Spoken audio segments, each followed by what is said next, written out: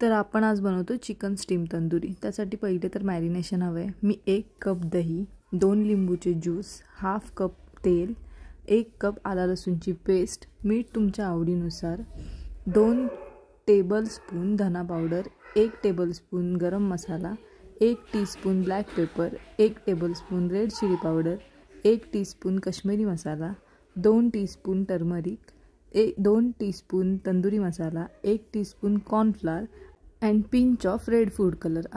आता हे सगळे स्पाइसेस नीट मिक्स करून आपण चिकनला घासून लावायचे आहेत। पूर्ण कट्समध्ये एकदम प्रॉपरली लावून घ्यायचे आणि याला 2 ते 3 तासासाठी मॅरिनेट करायचं। ॲटलीस्ट 2 ते 3 तास तरी मॅरिनेट झालं पाहिजे। जर तुम्ही ओव्हरनाईट ठेवलं तर अजून छान टेस्ट येईल। आता आपण अख्खी कोंबडी घेतली आहे आणि आपण जर त्याला कोळशावर शेकवलं तर ती स्लो कुक होऊन प्रॉपरली आतून कुक होते। तर ते आपण घरी नाही करू शकत, म्हणून मी इथे कुकरला 30 ते 40 मिनिट तिला स्टीम करून घेणार आहे। त्यासाठी कुकरमध्ये मी एक स्टँड ठेवून घेतला होता आणि 1 ग्लास पाणी ओतलं होतं। आता जर मी चिकनला असंच त्याच्यामध्ये ठेवलं तर सगळे मसाले खाली वितळून पाण्यामध्ये जातील, म्हणून मी तिला फॉईल पेपरमध्ये कवर करून घेतले। आणि लक्षात ठेवा, कुकरची शिट्टी आणि रिंग काढून मग कुकर गॅसवर ठेवायचे। 40 मिनिट झाल्यावर कुकर लगेच उघडायचे नाही, 5 मिनिट रेस्ट देऊन मग उघडायचे।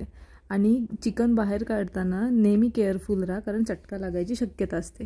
आता जे पाणी खाली दाखवायचा प्रयत्न केला मी पण दिसला नाही, त्याच्यामध्ये पाणी मस्त खाली एकदम रस्सा टाईप तयार झालं होतं, तर ते फेकून नाही द्यायचं आहे, त्याचा आपण भात बनवणार आहोत।